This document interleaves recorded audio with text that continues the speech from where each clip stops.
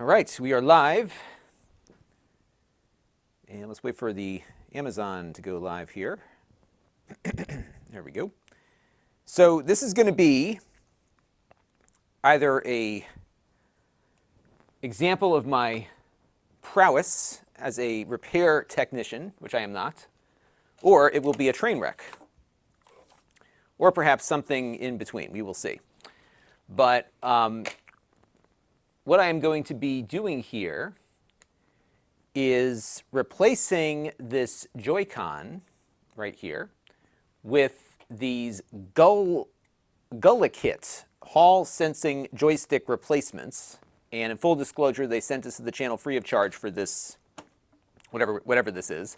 And what we're going to do is replace this stick here, the Nintendo stock one, with this replacement. And from what I gather, these are better than the originals, at least if I'm trusting the reviews that I've seen. So that's kind of what we're going to be playing with today. So yeah, it's going to be fun. We'll see how I do. As many of you know who watch these streams, I'm not very good at these sorts of mechanical repair jobs. So we'll see how we end up here. Nick Forsopa is here. Good to see you. Yeah, so we'll just wait a second for everybody to come in, and then we'll get going. Now what I've got here is my Oriya toolkit, and there apparently are the right screws here for the job. I did test this before I started, so I didn't get off on the wrong foot here. The problem with this kit is that you don't actually get any instructions with it. So what you get is the JoyCon replacements and nothing else. There is nothing else in this box. I think they have a larger kit that has more stuff in it, but this one has nothing in it. So you're kind of on your own here as to how this all works. So we shall see. We shall see. And what I'm going to do actually is get my magnetic pad out so that I can put these screws down on something and not lose them because they are tiny. So let me grab that.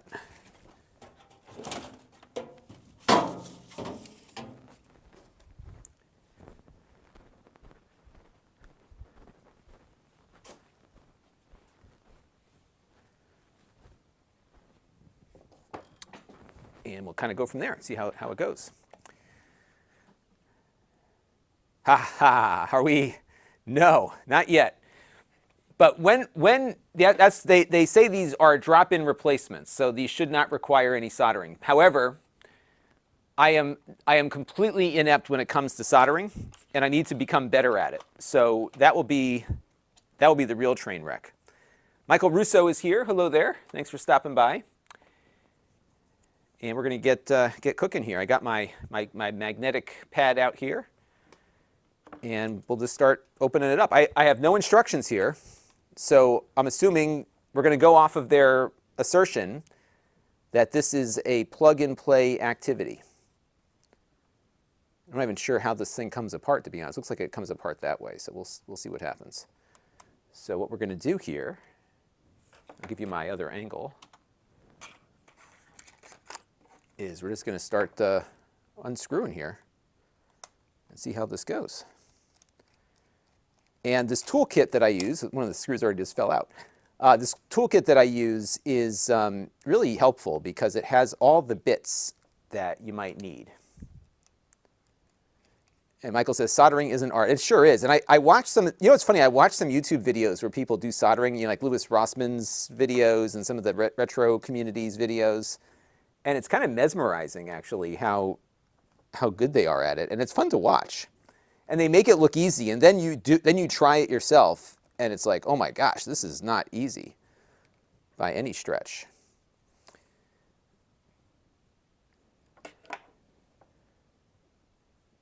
So that was Michael Russo's comment there. Mr. Nate Dogg is joining us. Oh no, oh no, that is brutal. I'm sorry to hear that. And that's hard to fix, right? Without like replacing them with soldering, unfortunately. CM is here. Thanks for joining us. Yep, so we are taking apart my JoyCon here. This is an OG JoyCon. I'm starting to see a little bit of drift with this one, which is a common problem. So I thought I would do the replacement work on this one to see what happens here. And I have my little spudger. Michael says they make it look easy until you do it. Exactly. Yeah, they said, now these folks say this is plug and play. So we shall see how this goes. Oh, look at that. It comes apart pretty easy here. All right. So here's the battery. Yeah, see, this is already starting to become troublesome. So the battery is connected this way. So we got to take the battery out, I'm assuming, here. All right, so we've unscrewed the casing here. Again, we have no instructions for this. And so when I lift off this, you can see the battery is connected with these two cables here. It looks like we can disconnect these connectors, but if we can avoid it, I'd like to do that. Although I think what I might do, and I have to find another tool for this, is I may want to disconnect the battery completely, but I'm not sure yet. Let me see how we can get under this thing here. So it looks like we got to pull this whole assembly out. There's another screw in here. So I think I'm going to do that next. And that needs a different bit.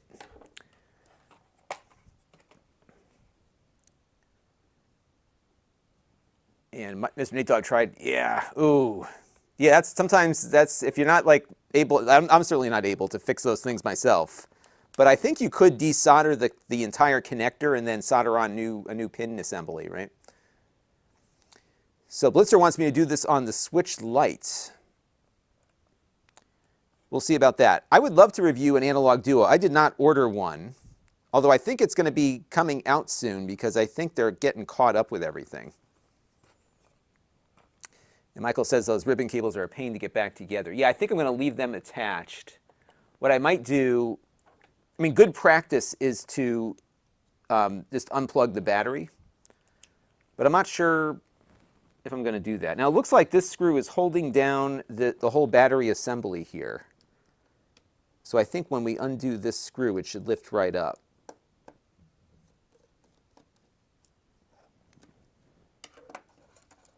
So I don't see any other screws in here. Yeah, it looks like it comes up now with that. Just trying to see how it's held down here. So it looks like it's kind of snapped into position. It's getting a little crazy here. I may need to get a pair of tweezers out or something that can pull these things out a little better. Yeah, it looks like these snap in. You got to be really careful not to snap things off because the intention here, of course, is for them to have somebody from Nintendo working on these things.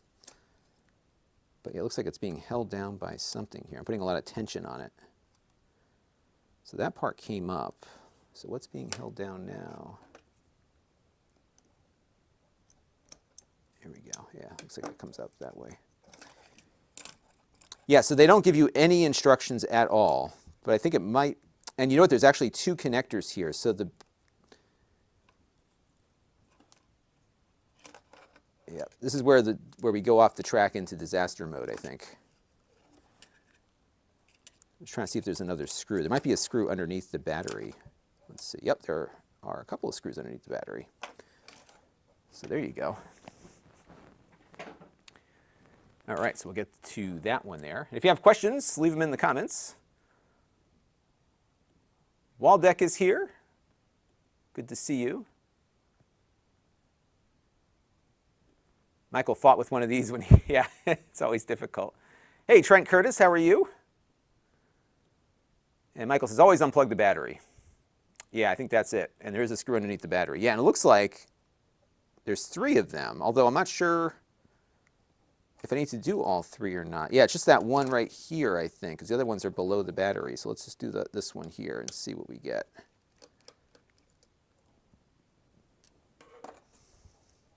Oh, there, now it's starting to come up. And I think this one in the corner maybe also. And I will try to see if I can find my plastic tweezers so I can undo the battery there. All right, we're getting there. Oh boy. Look at that. So the start button has a ribbon cable that goes over the assembly for the JoyCon stick. So I think we may need to, yeah, get some more things out there. All right, let me see if I can find my my plastic tweezers. You don't want to put metal tweezers in there, especially when the battery's connected. But I'm pretty sure I had a pair of plastic tweezers somewhere.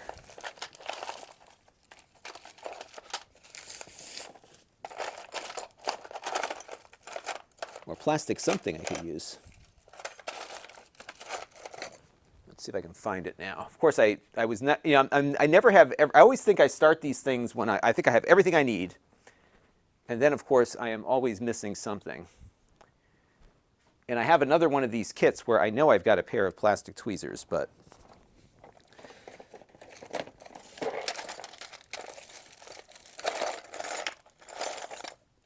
oh, this will work actually.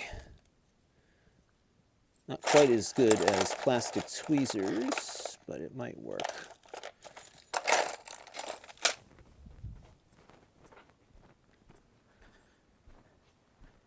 Because the problem is those connectors are so tiny. And I don't trust my hands to be still enough to not touch some metal part.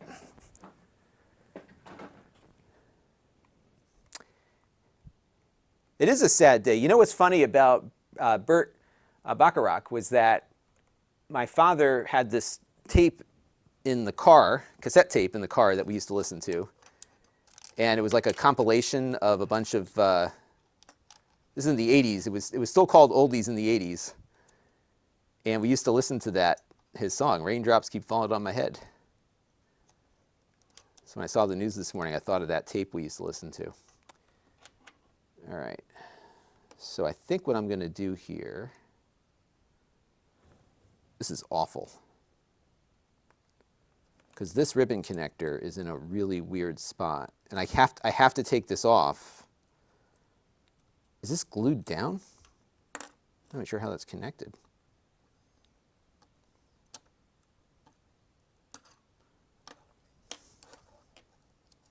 To be honest with you, I don't know how I'm going to get this ribbon connector back in. But it has to come out in order for me to get at that screw there.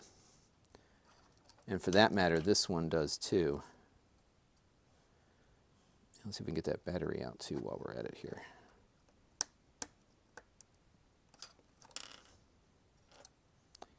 Yeah, this might be one of those videos where we just like give up. We'll see. I mean, this controller needs to be repaired, so it's not like it's a fruitless effort here, but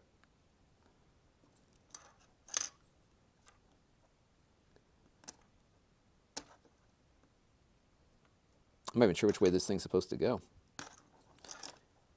There we go. And again, they don't give you any instructions whatsoever, so it's like, good luck, dude. And they do say it is plug and play.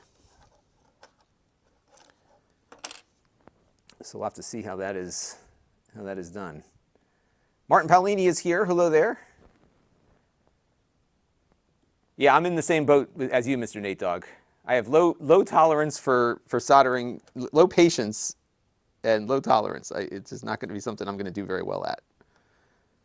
So, oh, maybe these lift. Okay, I see what happens. These things just lift up. So that's pretty easy. All right, so we can get this one out. And this is the old connector, so we don't have to be as careful with this one. Let me unscrew it here.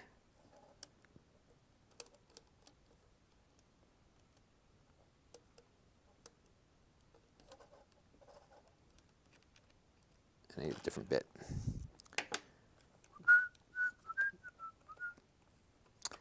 Oh, Doom somehow says there was a... I should have checked that iFix. I didn't even think to look there.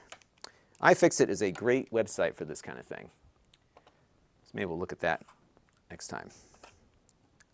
I have a path now, so I think I know where I'm going with this. But I'm trying not to strip out this screw as I unscrew it. It looks like these screws, even though they look the same as the ones I just took out, are slightly different. And the kit that I have did not come with any tools. I think the larger kit does.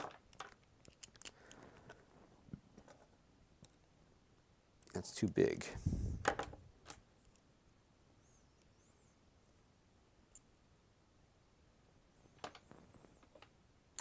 And yes, apparently the big deal with these is that these are Hall sensors. And I don't know what, I'm not an expert enough in this area to know, so maybe somebody can help. But I'd like to know what the advantage of a Hall sensor is. That seems to be a heavily marketed part of this product, is that these are Hall sensors.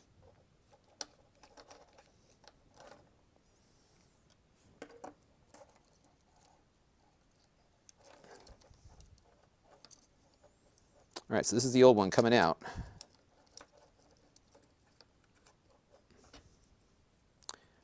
We just have to figure out how to get the, there we go, lift it up. Okay. All right, so the old sensor is away. And now the new sensor needs to go in. Yeah, as long as you, right. Like their whole thing is our part is completely plug and play, but you're on your own on the other thing. They also claim that these consume less power than the stock ones do.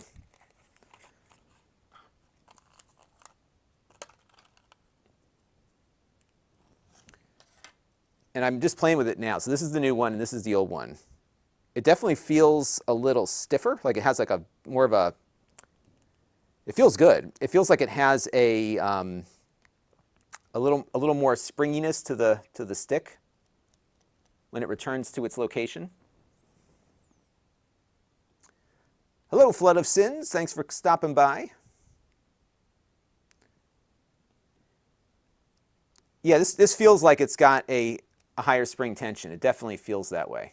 And my understanding is, so the company that is sending these out to reviewers like myself is the same company that sends out 8-bit DOE stuff.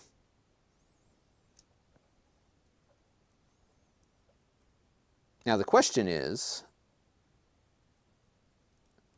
that goes in here. Oh, this part we have to put back in a minute. Okay, that's right. And I think I have to take the stick out first before we put it together. I don't know. They did say also that these sticks are, oh, it goes in. These sticks are removable. So you can swap out the stick with something else. So I'm going to screw this back down because we have to get some things going here.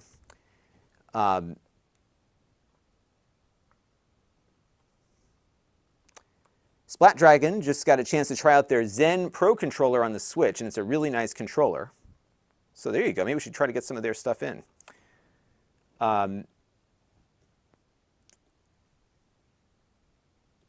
we're getting some good feedback here on what a Hall sensor is. There's no physical contact between the sensor and the joysticks. Splat Dragon adds that they use magnets, so there's no wear and tear. Heretics adds some more detail here. So it looks like this should be better in every way.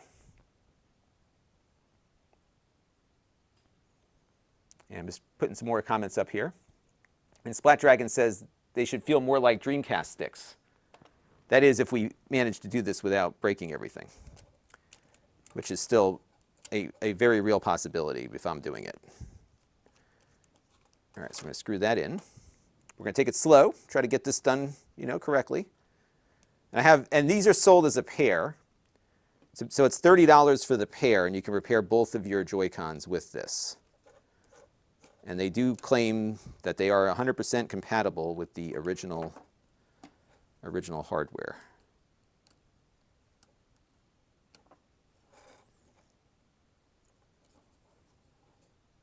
And I'm guessing this flips up like the other one. Yes. Okay, so we're going to put this back in here. This is super difficult, by the way.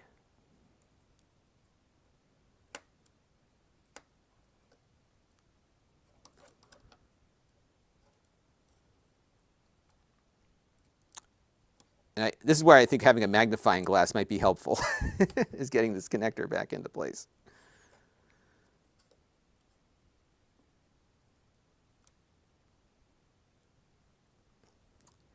And you know what I'm going to do with everybody? I think I need to disconnect this battery. I just don't know how I'm going to get it out. Oh, there it goes. It comes right out. Okay. So I do have a Dreamcast controller somewhere. I think it might be upstairs. And here's some more comments on.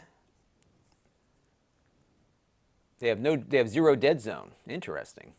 And you know what? I might do this also. So they do have a Steam Deck version of this, and that's something I might consider also because.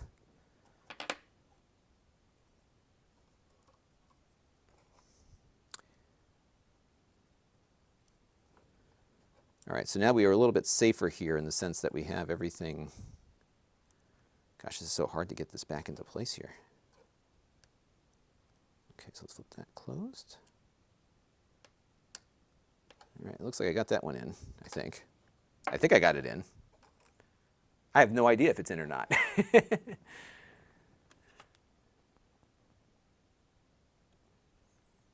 And Martin says, when opening Joy-Cons, it's very likely that the flex with the SLR, oh, great. Well, we'll see what happens when we get to that part, right? I have a favorite saying, we'll jump off that bridge when we get to it, which might be happening sooner rather than later. All right, let's get through here. So we'll flip that up. This goes in this way. I hate these cables. I really hate these ribbon cables. Part of me wonders if I should have connected this before. So I've got to get this little cable inside of that little white thing there. And then we still have to put this one back on after we're done with this thing attached to it without breaking everything.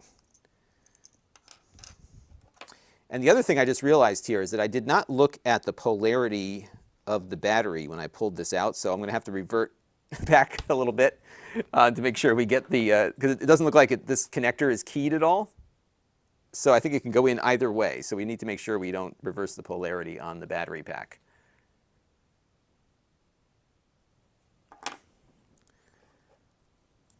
So yeah, this will be fun. Hey, my tech guy Tim is joining us on Amazon. So yeah, we just got to get this thing coaxed into the bottom of this here. I probably should have screwed it in after I got it connected. We may have to like reverse the process a little bit here, but let's see if I can get it in.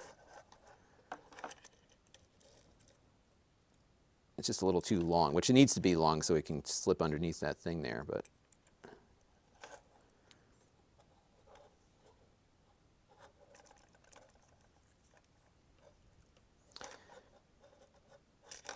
Well, you want to see what it looks like. Here's what it looks like. And it's actually looking pretty good. I was looking at some reviews and they said there was a gap in the Joy-Con, but it looks now that there is no gap there. So it looks good if we can only just get it back into its little connector here.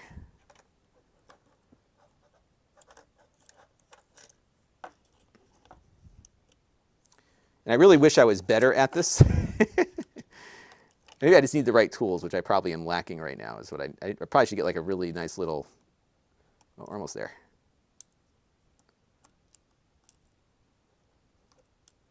I would love to get like a little plastic set of tweezers. I should probably order something. Because I might do this with my other Joy-Con if this is a satisfactory upgrade.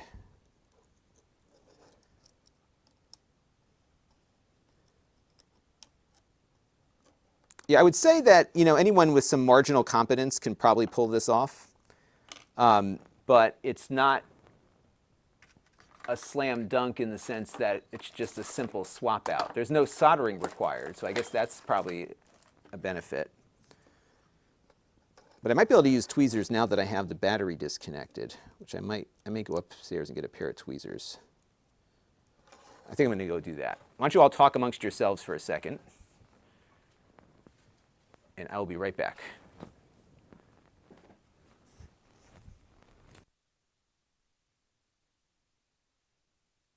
You know what? I may have a pair of tweezers down here before I go up there. Let me take a look and see if they're in my bin over here.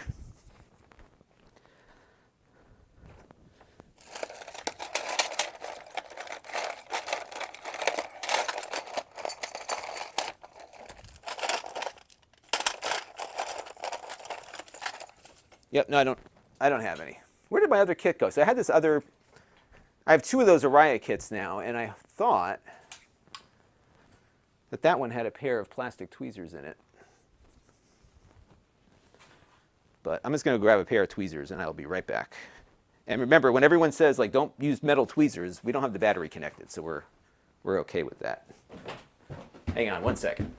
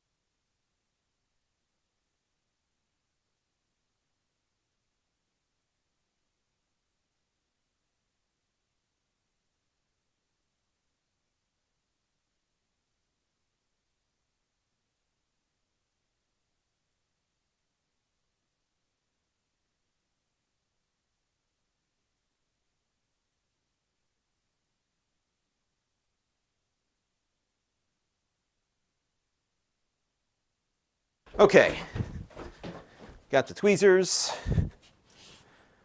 We should be able to continue onward here with our project.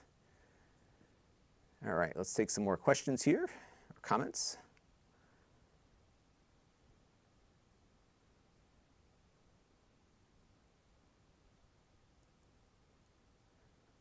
So the Zen Pro, Splat Dragon says, is it fakes being a Pro controller? Yeah, so I have a, some of the 8-bit Do controllers work really well as Switch Pro controllers and as other things too. All right, so this is a lot easier working with a pair of tweezers now. If I can probably guide this in better, I think.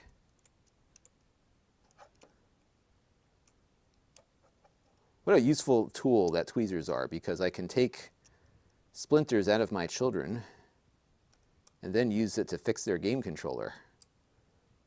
How about that? Yeah, in hindsight, I think I probably should have installed the ribbon cable first, but there we go, we're getting there. Get in there. Aha, we're in. Okay. I think we got a good grip in there. We'll find out, won't we? All right, so now we have to reattach. Okay, so Daniel says when we put it back together, when fully pressed forward. So by forward, do you mean up or to the right? So I'm not seeing a gap anywhere. It looks pretty sealed up to me now. Yeah, so I must have a newer revision. They sent this to me right before, I think right around Christmas time, or maybe, yeah. Or no, actually I just got these in the other day. So this is a very new batch. And it came, I think it came direct from their overseas Asia warehouse, like everything else that I get here. All right, so this goes in like this. Yeah, because that's where the battery kind of rests. This one's going to be harder because I got to get this thing in. So maybe I'll get the ribbon cable attached first, and then we'll get the rest of it going. And again, we took the battery out, so we shouldn't have any issues here. Now the question is, does this go upside down? I think the other ones do. Or is it or pins up or pins down, everybody? I guess I can go back and look at the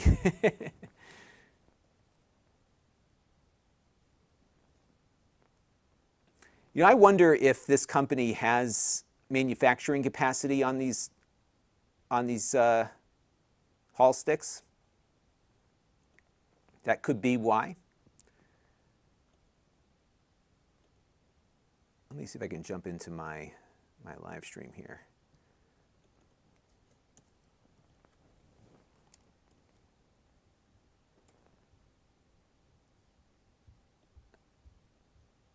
By the way, I think SpaceX is going to test their 33 engine thing today.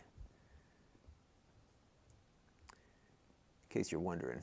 All right, so let's take a look here. I may not have enough detail on... Okay, so that looks like... Go full screen with it here.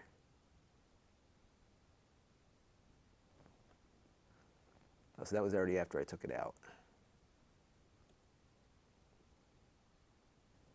Okay, so it was pins up. And you know what? That's the beauty of doing this at 4K. I can actually see the detail.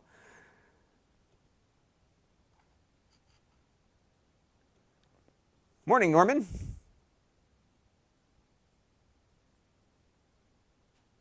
Yeah, so I haven't seen, I'll take another look once we put it all back together, but I did not see anything awry there.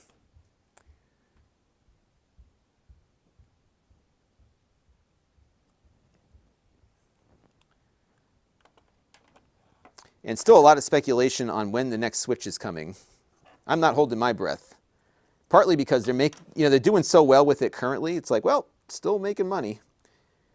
People are still buying it. They're still enjoying it. It saved Nintendo. Remember, people were like ready to call it in for Nintendo, but they were able to keep it alive. But I'll tell you what, everybody, your favorite streamer here is getting old. I can't see anything anymore. I need to get glasses, especially when I'm looking at little things like this. All right, there we go. Of course, I assume that I'm your favorite streamer. What do I know? All right, so now I got to go and look at how this battery was oriented. So let's go back to my replay and take a look at that. All right, so the battery...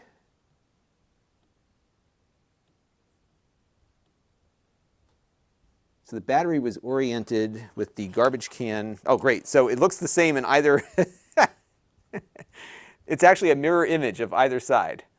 So really what I'm looking for here is the pin configuration of the power connector, which sits underneath this thing. So I'm assuming it's probably in like this, because that's where the cable goes. And then we just have to make sure I get this oriented correctly for the connector underneath. So let me rewind a little bit, or fast forward a little bit to when we pull the battery out, so I can see exactly where it was.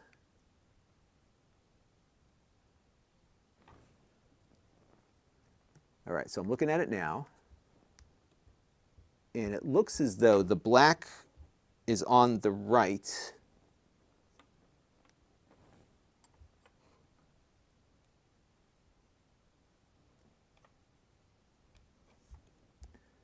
Yeah, I'm going to play it back just a little bit more here to make sure I've got it in the right spot here. Remember, we had that battery connected for a little bit too, so I can get a good look at it when we play a little bit forward here. Okay, so yeah, so the black is definitely on the right. And I need to connect this before... So the black cable is facing down. And I need to connect this battery before we put it back together. So Trey Pop says, I've watched tons of videos of people swapping the sticks. Yeah, no one's done it on the Switch Lite yet, as far as I know. How am I doing, by the way? Because, you know, I'm not very adept at doing these sorts of things. Even though I'm a YouTuber, I have no skills. I just talk a lot. Thank you, Mark Dell. You are amazing. I love those stickers. All right, so I haven't seen you in a chat in a while, so thanks for stopping by. Remember, during the COVID days, we spent a lot of time with each other, right? And lots of discussion on the Switch Pro still. I don't know what to think about the Switch Pro. The one thing that I have to look forward to with the Switch Pro is that if we get a Switch Pro, we also get an NVIDIA Shield Pro, or 2, or whatever, because they're all built on the same guts.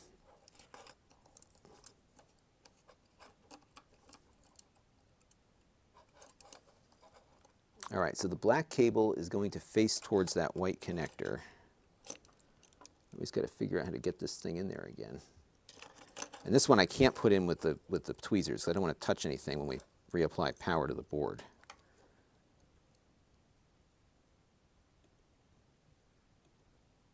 Yeah, well, thanks for stopping by. You know what's funny is I've seen, you know, it's been interesting post whatever we're in, or in whatever we're in. Of course, when we were all like, you know, working from home and locked down, like we were all watching live streams and YouTube videos. And I will say that the last 6 months has been very different for the channel. It's been tough trying to find what audiences are looking for these days in a tech channel. And part of the problem is that I don't think the algorithm is very patient in trying to figure that out. So if it doesn't have an immediate impact, like for example, the thing we did last night with the NFC tags, I thought that would do a lot better because we had a couple of like videos about whys and whatever that did pretty well involving Docker containers and stuff, and that typically like those little how-to things do pretty well here, but that did not. Especially because NFC is a pretty popular topic on the platform, at least according to the YouTube Analytics search function. Boy, this connector is super difficult to get back in there. Oh my gosh. I don't want to use my tweezers because I don't like touching metal with things that provide power. But it looks like it has to slide in completely. I think it might, yeah.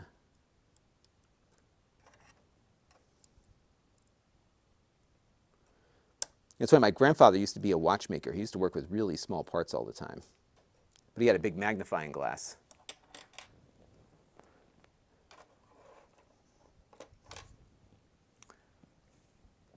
So David Bound had to fix 2 of his JoyCons.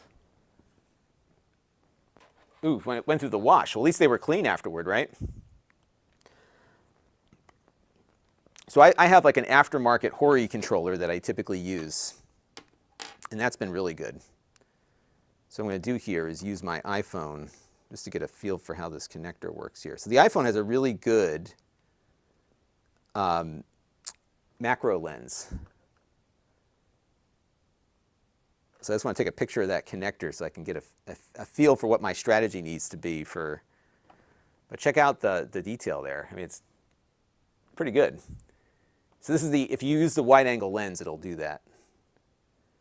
So it looks like I've got to get it past the metal connector and then snap it down and push it in, is what it looks like to me.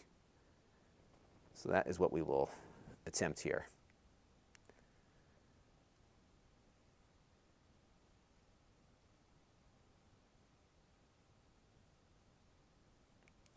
Yeah, you know, it's tough because I don't think there's much of an audience for the Shield. And you know what surprises me? I'm going to do a video on this weekend. So the one thing that's still doing really well on this channel is any kind of TV box review. So anytime I bring that topic up, it does so much better than everything else. And it surprises me because you would think by now that people have what they need in that area, but no. Like every time I do one of those, it gets a lot of viewership. So I'll keep doing them. But it's funny because it's, you know, I have all this stuff, and you'll see it this weekend. I did a whole, so my video this weekend is everything that I'm currently using, which isn't much, but spoiler alert, I'm using the Apple TV a lot more than I used to. Not for everything, but for a lot of things. Boy, this connector is super difficult. It came out real easy, but getting it back in is not easy at all. I just lack the tools to like push it in.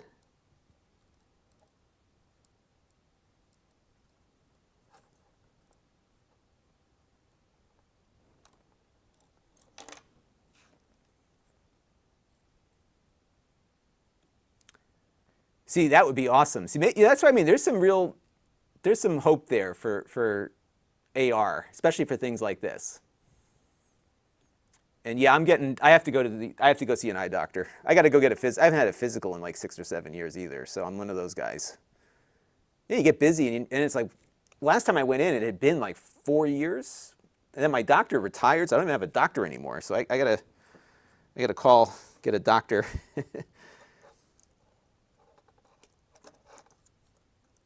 I did have like it was nothing serious, but I had a, it sounds serious, but it really isn't, because it's under control. But I had a heart issue, not like a heart attack, but it went out of rhythm.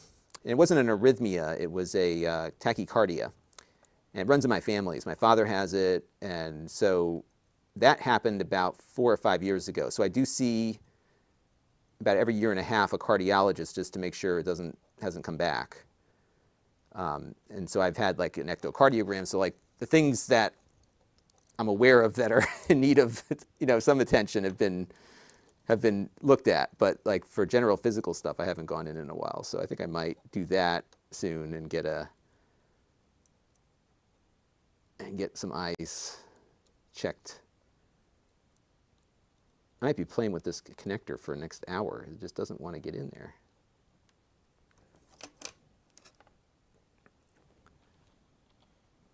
All right, we're going to keep messing with this. Yeah, this connector came out super easy. It just slid right out, but getting it back in is really difficult. And this is, of course, the battery connector that we're trying to reattach here.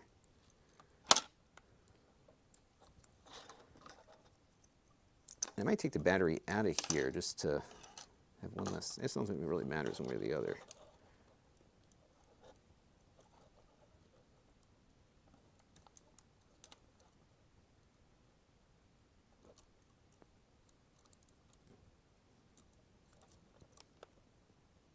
It can't work without the battery, unfortunately, but.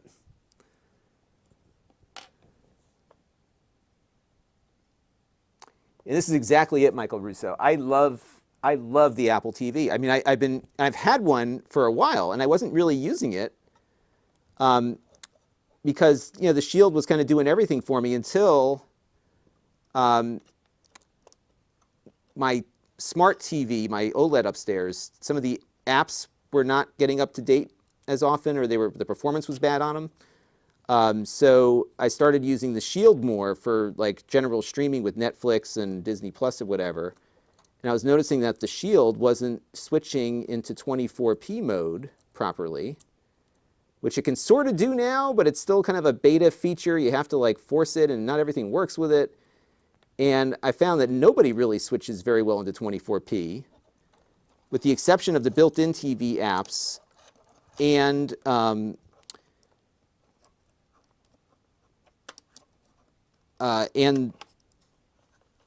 the app, but the Apple TV does it very well with everything. And then the other thing that I like about the Apple TV, and you'll hear this in my video this weekend, is that there's no advertising on it. So when I turn it on, instead of seeing ads for whatever, I see my kids, pictures of my kids. And so like that alone is so much more of a friendly interface to boot up. And granted, the Apple TV costs more, but I do think that's a value add. I need to take another picture of this.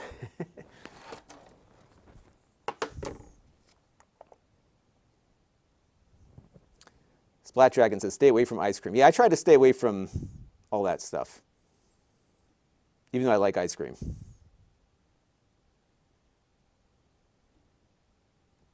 Yeah, the Shield does still cost the same.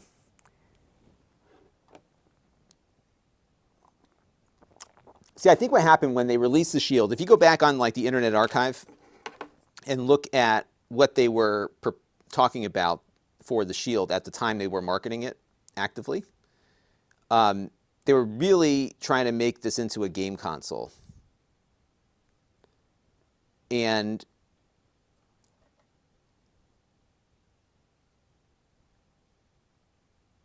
there we go. They had custom versions of like Tomb Raider, for example.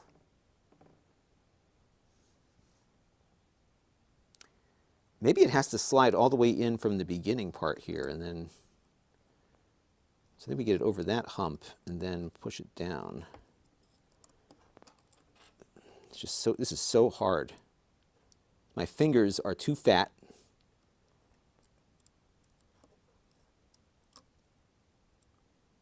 And I think there's just like one position that this thing can get into. Yeah, the gaming on it is starting to look interesting. The one thing that I found with it is that the games mostly come from the iPad. So you don't have kind of the breadth of the library, perhaps, that you'd have on a Switch. And granted, if you're a developer, I would develop on the Switch any time over the Apple TV, right? Because it's just so, the library is just so much bigger. You know what? Maybe it just goes flat down on it. Oh, that's what it does. It just goes flat down. That's what I've been trying to slide it in. That's not how it goes in.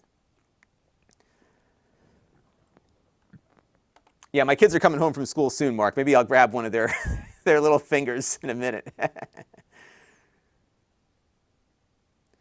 And yeah, and I think that was it too. They weren't optimized, which I think gives you a real appreciation for what Nintendo has done with the same hardware, right? And some of the other developers that develop on the Switch, because the Switch is the Shield. It's the same exact system, just running different software. There we go. I got it. All right. So it's the little things that these days, in my old advanced age here, that make me excited, is like when I get the battery in. All right, so that goes in like that. Hey, this may actually work by the time we're done here. Oh, where did the button go?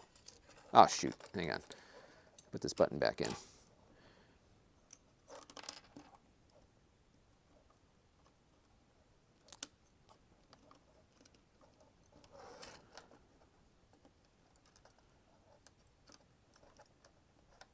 It's got a little spring on it.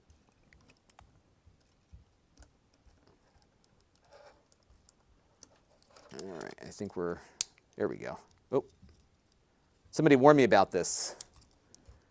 It's not clicking.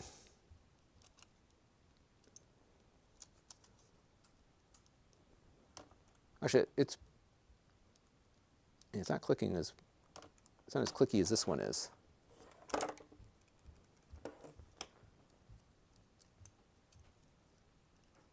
Oops, it just popped right out on me.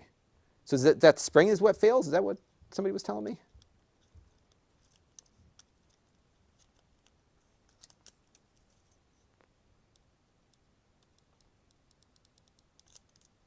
That's better. Okay, we got it. All right, now he's got to keep it there because we need to re-screw in that screw underneath the battery here. There is a little bit of adhesive on the battery, but not enough to hold it in place. It comes out pretty easy here, or it did before.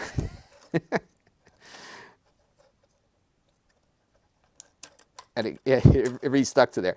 I do need to get those two screws back in over there, so let's do that real quick.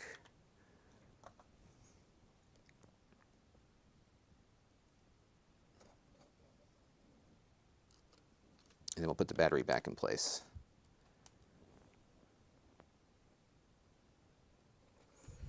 Well, it's funny, Mark. You know what my father used to do with me? We had a boat, and in the winter, you had to winterize the boat, and we used to have to change out the spark plugs and put the mystery oil in the boat to get it ready for winter. And he discovered that I could get behind the engine compartment for the spark plugs. I used to do the spark plugs on the other side of the of the boat engine. That was fun. So one time I actually was able to do some kind of mechanical work. All right, so I think I have everything back together. I can't believe this.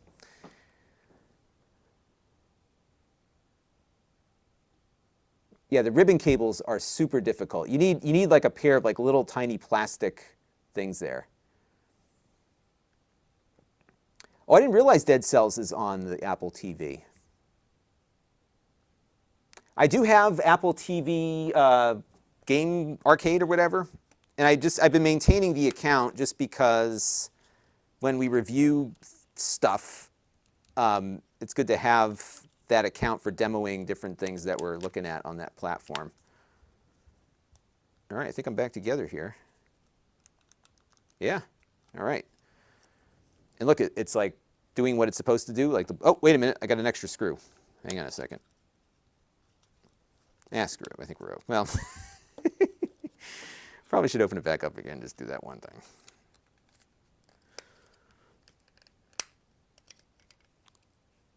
I did forget to screw in the screw that goes down in the corner there. So let's do that real quick.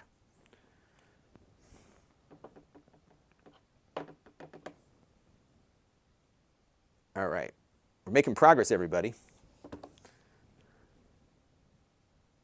There you go, broken joysticks as fidget toys. Perfect. My daughter loves fidget toys, my oldest one. They drive me crazy. I don't like fidgeting. I'm not a fidgeter. So I've never been somebody that has to be touching things all the time.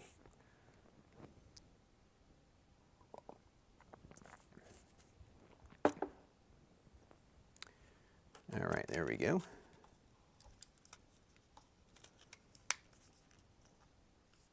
Okay, I think we're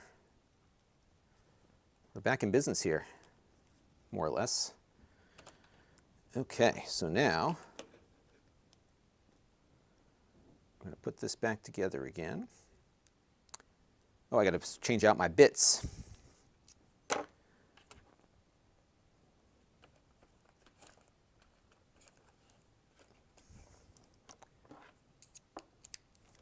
So Lewis wants to know, is this an improvement over the, yes, so they do claim, these are Hall sticks, which as I learned are not, there's no physical connection between the stick and the sensor or whatever, so it will presumably be better.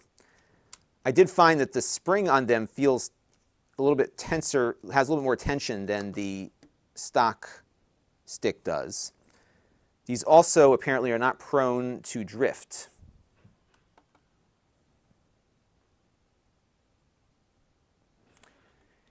Yeah, you know what, Mark? That'll probably get way more views than this stick review would be.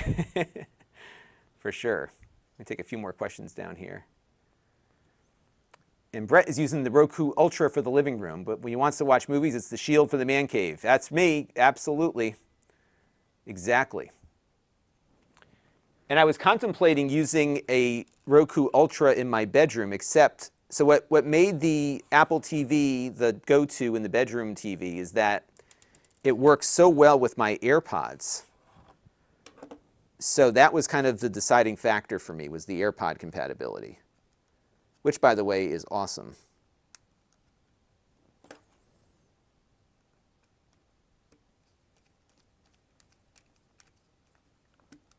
Let's get that in there.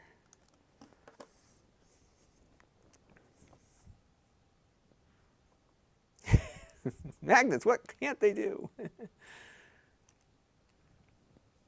Oh, tell me more about this game, Splat Dragon. It's an upgrade. Really? What's it called? I'm all in on that. I've been on this kick of playing Sega. Some of the Sega Superscaler games lately. I installed a bunch on my Xbox, like Thunderblade and Afterburner, and of course Space Harrier. Space Harrier was actually one of the first games I bought on my Sega Genesis. It actually was the first game I bought on my Sega Genesis. When I bought my Sega Genesis, the one that's behind me, in 1989, I went to the store, and there wasn't many games out when it came out, but Space Harrier was like a no-brainer for me because that was one of my favorite arcade games. And a little disappointing, of course, that the Genesis didn't support super scaling, but you didn't notice that at all when you bought it because it was like so much better than the 8-bit version.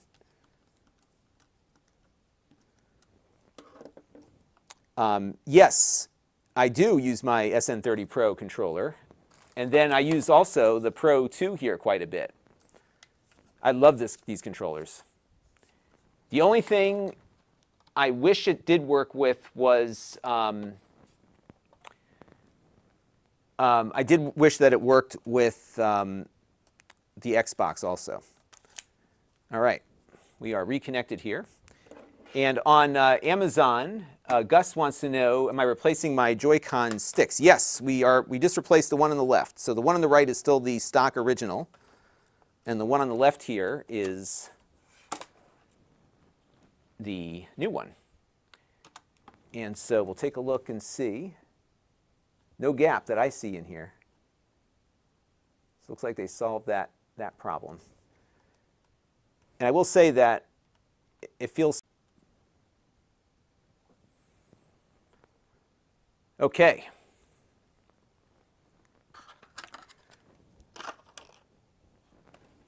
Moment of truth is here. So we're going to boot this thing up now. Hey, it actually works. Look at that. So what I'm noticing right out of the gate is that it's very slippery. But it moves in all directions. How about that? So we're going to go in. They do say you should calibrate this. Yeah. So it's, see how it's drifting? So they said the first thing you have to do is calibrate it. Oop.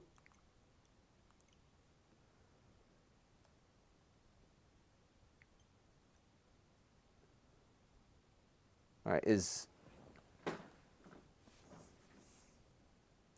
okay, plus is shown instead of turn the stick. Okay. Check the following. Plus is shown instead of, oh, I think it, okay, so I put it in here. Move the stick toward and release it.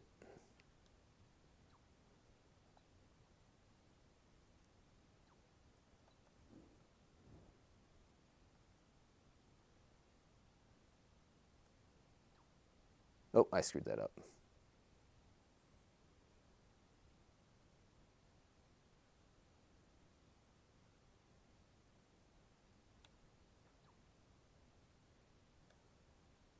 Okay.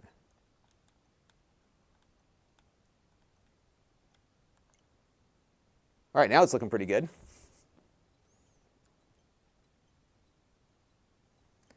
Yeah, it feels good. I would say my only complaint about it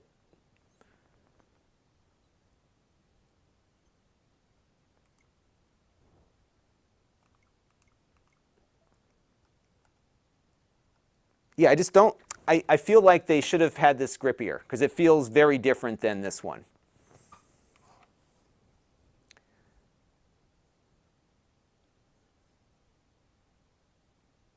But it does work.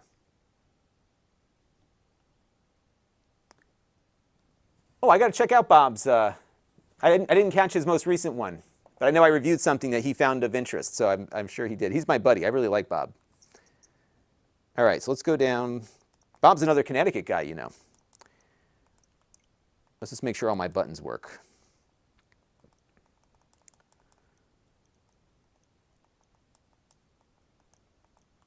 Okay, so let's test controller buttons. All right, so both of those buttons work. That works. And we tested the stick, obviously. Oh, that worked. Yeah, we're good, everybody. How about that?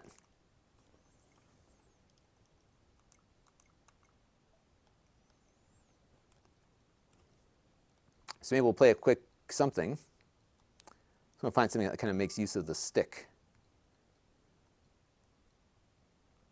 Yeah, it's just that I feel like it's too slippery.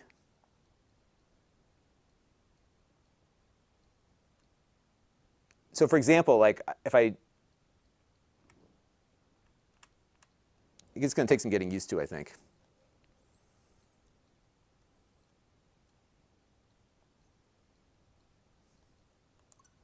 This is a good one to test my stick out.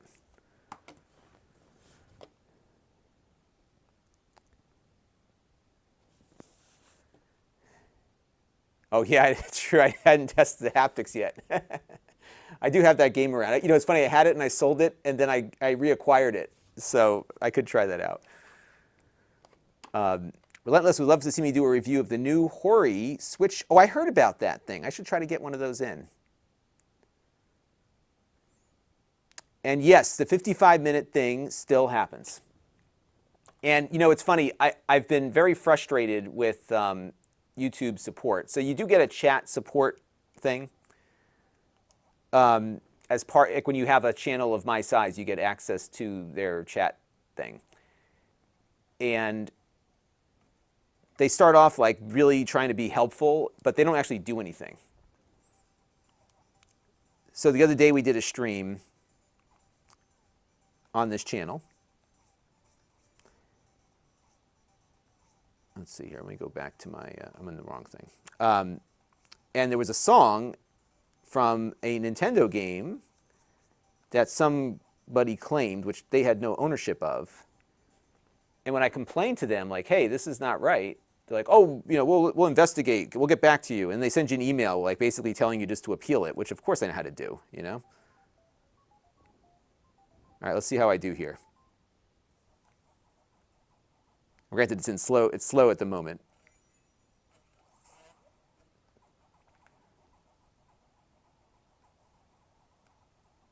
I mean, I will say the movement on the stick feels good. It's a little easy to accidentally push it down.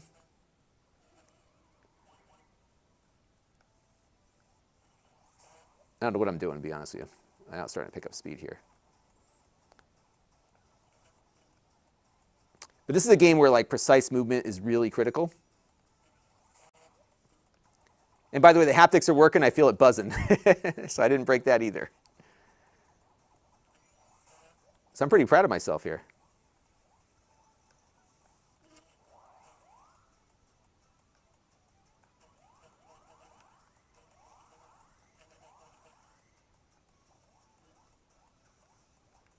Yeah, I'm pretty happy with it. It feels pretty good.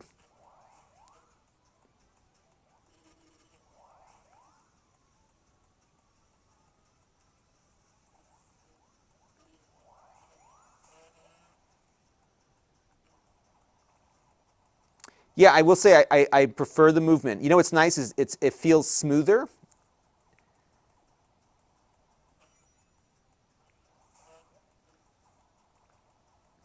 So I really like the way it feels. It feels very smooth. It's just that my thumb is it feels a little more slippery on it.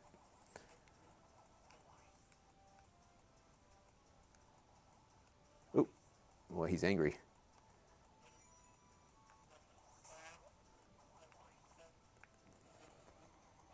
But yeah, we did it. We got it done. So let me do a little more experimentation with this here. But I think it's looking pretty good.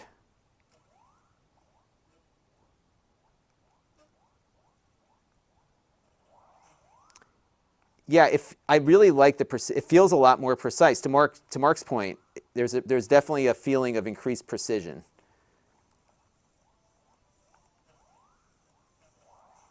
Not that it makes me any better at playing the game. It just feels more precise.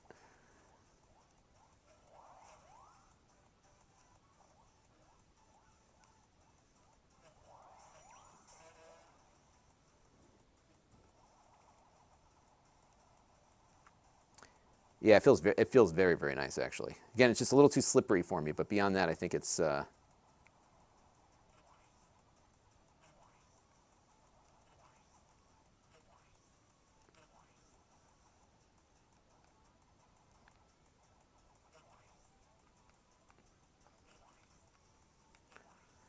what I want to check out after I'm done here is the calibration screen again.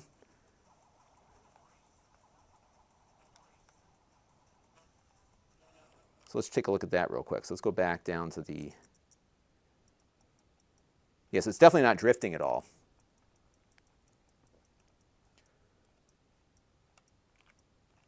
It definitely sounds different too. Like there's a... Here, listen. Oh. Here, I'll pull it up. I'll pull it up to my... Hear that? You get that plasticky? Feel it. Listen to this. It has it's just a different sound to it also. So let's go over to...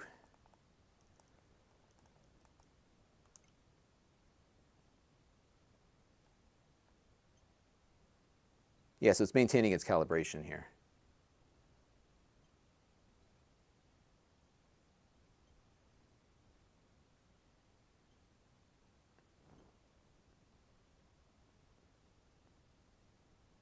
Yeah, it feels pretty good.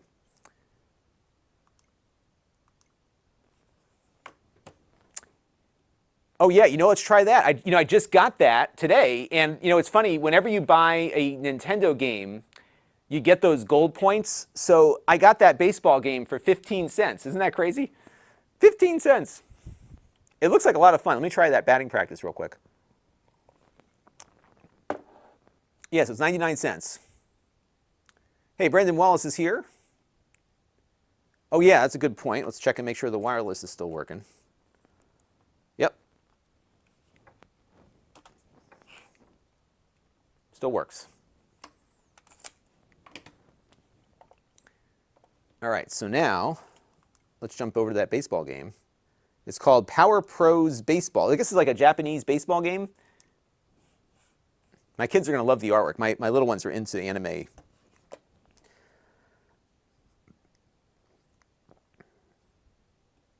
Yeah, this is exactly my issue with the YouTube system right now. Exactly. Like they give you hope. Oh yeah, we're going to look into it for you.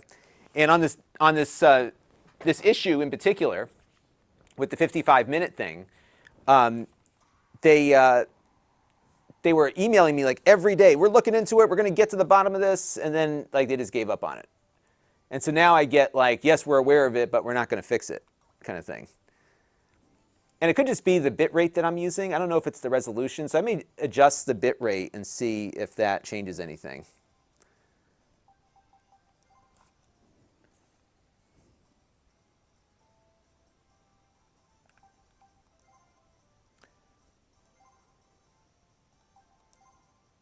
This game feels very Japanese. It feels like they just did like the bare minimum translation on it.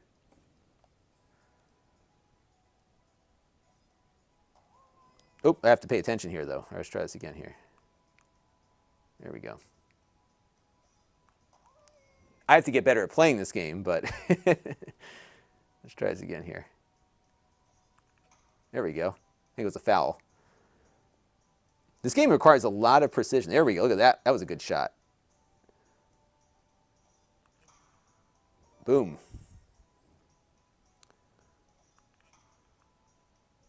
And it's funny, I was playing this on the old one right before I swapped out the sticks, and this feels very precise. So I really like the precision that I'm feeling here.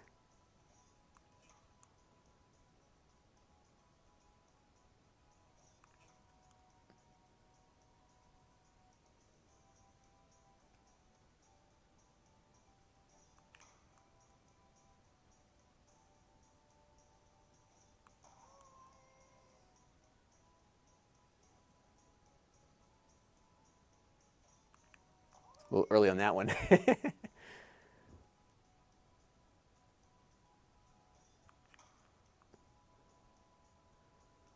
Well, I'm pretty proud of myself. This worked out pretty well. I may actually do the other one.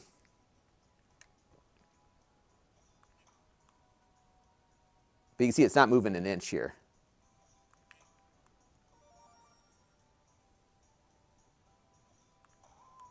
Ooh, that was a fastball. Four-seam fastball, it said.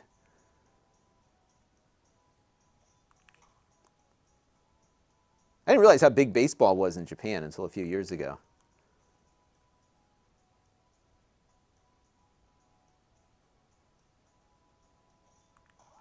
Yeah, I will say there's a noticeable difference in precision. Like it just feels like I can make much finer movements with it. So I think the stick is really, I think the stick is very solid.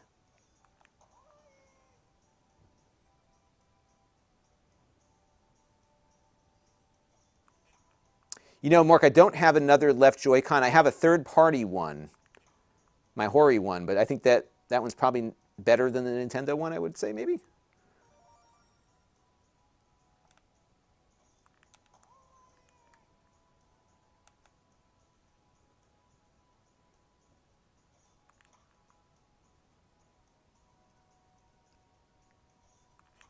But you know, I had so much time on this console with the original controls that this does, it noticeably feels more precise.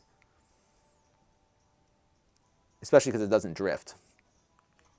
And this Joy-Con in particular was my most problematic one. This one's been okay here on the other side.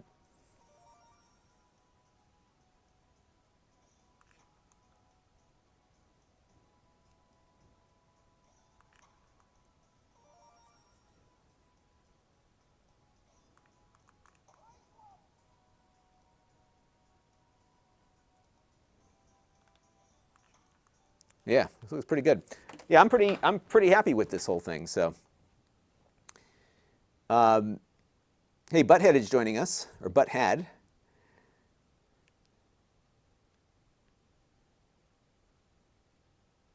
And Relentless says, Power Pros has been around since the NES MSX days. Oh, wow, very popular in Japan. Yeah, I'd never heard of it before. I saw it advertised. I saw something this morning on Facebook, maybe? I don't know. It was like an advertisement. I don't usually respond to ads, but I love baseball games. I was like, oh, this looks like a fun baseball game. And then it was like 99 cents. And then I pulled up my Nintendo account, and I had gold points, and it's like 15 cents, which is may as well be free, right? So that's it. Yeah, so I was looking at doing some Twitch streaming. Have they? So they still maintain that thing there, huh? So we'll have to figure that out. Yakuza 5 and 6 have. Hey, so what's that Yu Suzuki game on Apple Arcade? Let's try that real quick before I got to go. I do have to jet here in a second. So what was that called? It was so Yu Suzuki.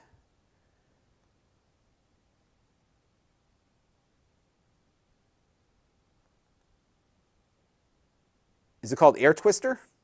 Is that the game? Oh, it's got to be Air Twister. It looks just like looks just like it. Swipe shooting, it says. Air Twister, right? Is that on the Switch too? I'm all for like classic Sega goodness. Let's see. But yeah, it's working great. I'm very happy with it. I think these are really nice sticks. And I'm not seeing any gap here either.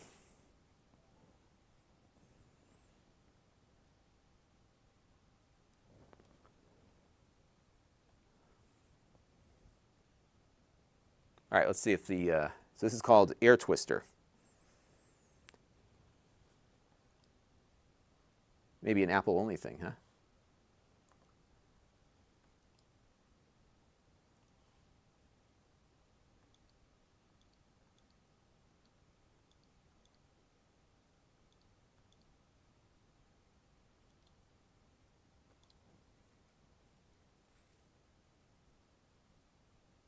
Yeah, it's not available on the Switch, but it is on the phone here.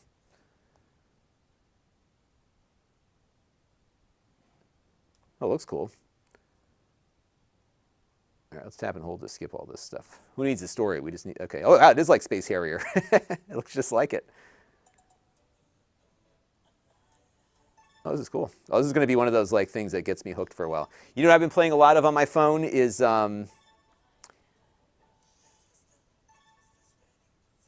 Vampire Survivors. Have you all played that?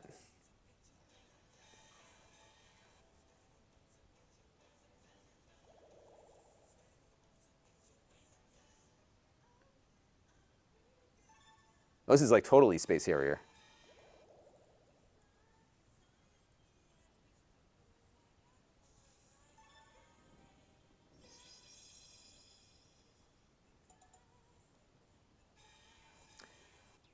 Yeah, so right now we're playing, this is a game called Air Twisters, which is it's a Yu Suzuki game, somebody says to me, which is, yeah, he was the old school, I'm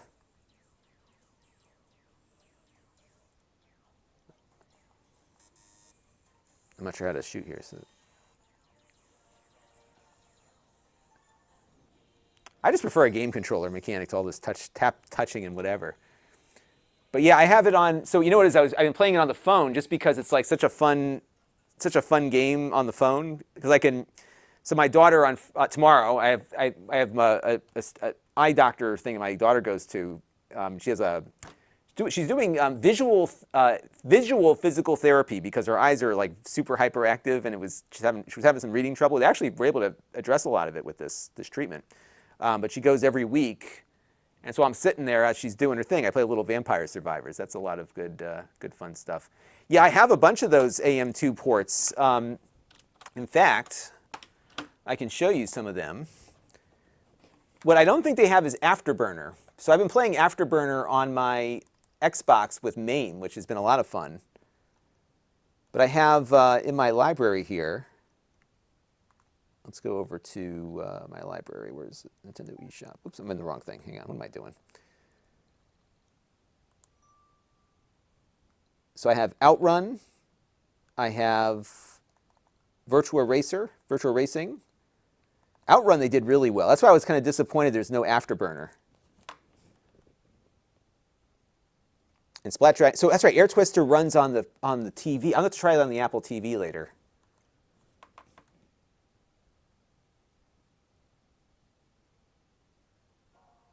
Yeah, I don't know what it is about Vampire Survivors, but you're right. It's just completely addictive. But this is Outrun, and I think they did an exceptional job with this. Look how cool this looks. And you know what's nice about it is that it's not just like a straight up emulation. They improved, they made it work on the bigger screen.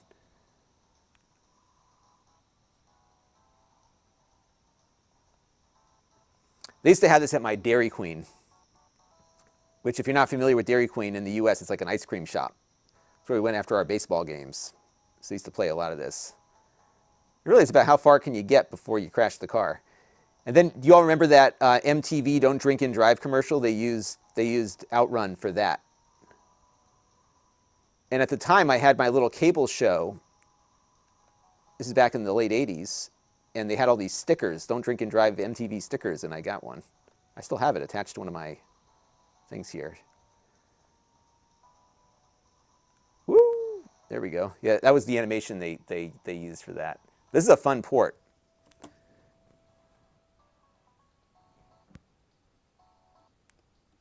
And M2 does all the in-house Sega ports. Yeah, they did a good job. Yeah, DQ. That's right, DQ.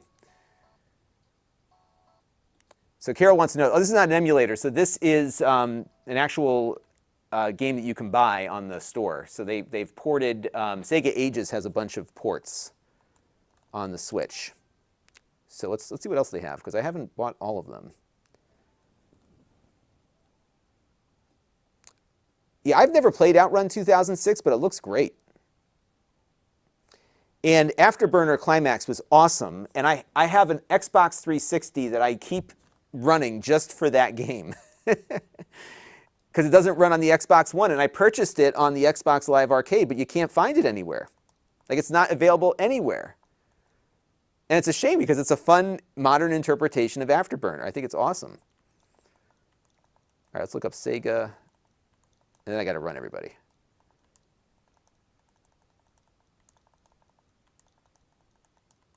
Sega Ages.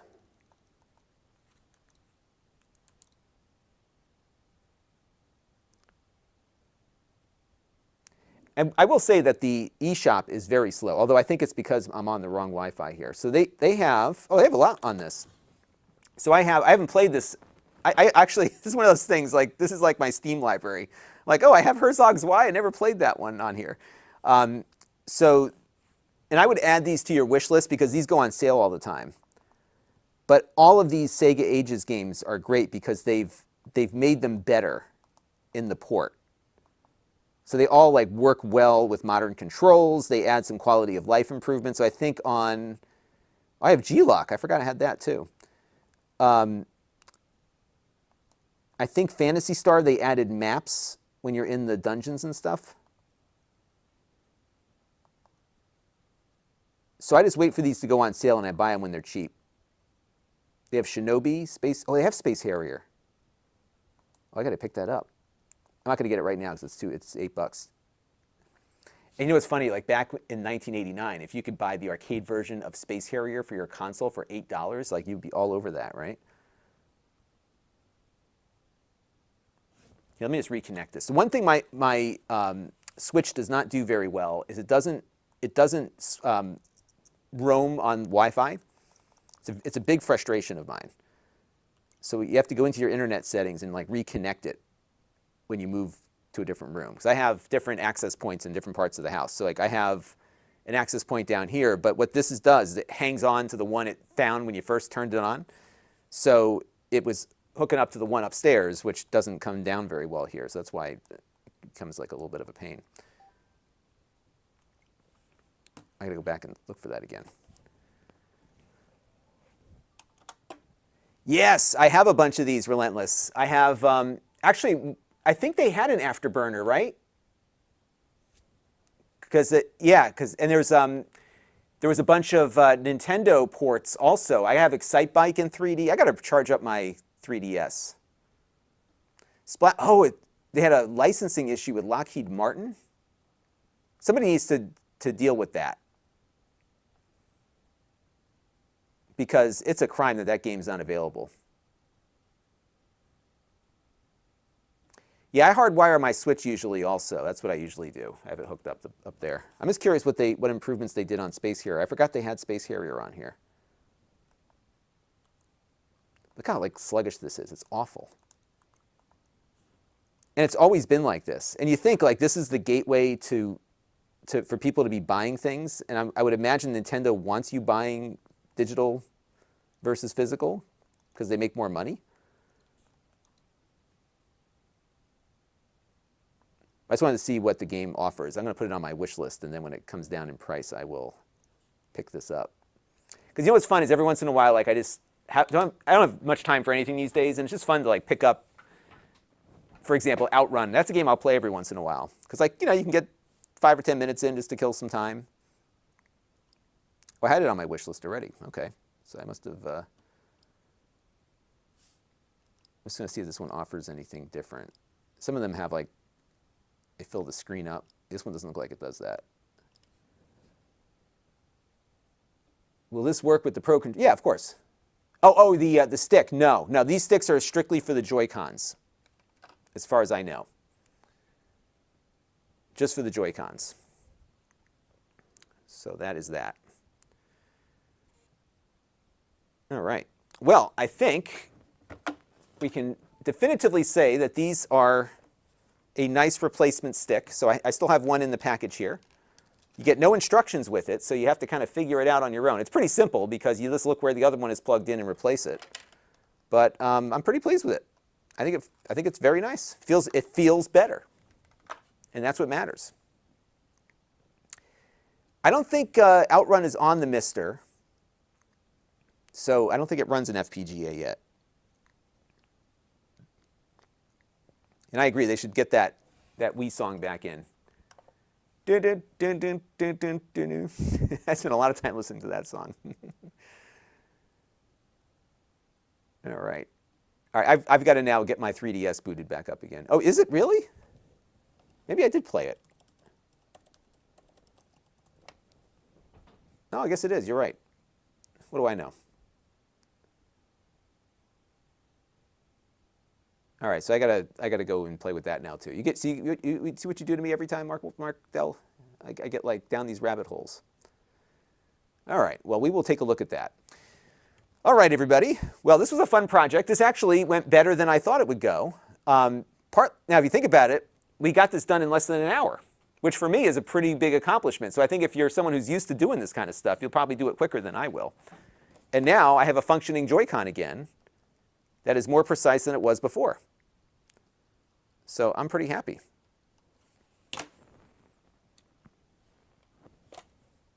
Good stuff. Oh, and Brandon says the Stadia controller is his favorite Mister controller. I think I sold my Stadia controller. I got to find it. Maybe I do have it down here somewhere. All right. Well, I've got some stuff to do. So let me go jet for now, everybody, but I will be back again. Set your notifications because I pop on randomly. Usually my go-to streaming time is around 2 o'clock in the afternoon Eastern time. I just don't have a time in which I always come on. But when I have something like this, a fun project to do, I usually pop on. So, but yeah, this is the, what is this? This is the Hall Sensing joystick for Joy-Con from Gulikit. And it wasn't that intimidating to replace it. It all kind of made sense. And I'm just going to look around for some good, I think the iFixit might be the one to direct people to as far as how to. And we'll go there. And I'm glad you all stopped by. And I'm glad you were able to finally catch a stream, Mark Dell. Sounds like you've been busy over there. But I know you're helping out with the Discord still, so I appreciate that. So we will keep going here. Yes, those Neo Geo Pockets have the click, don't they?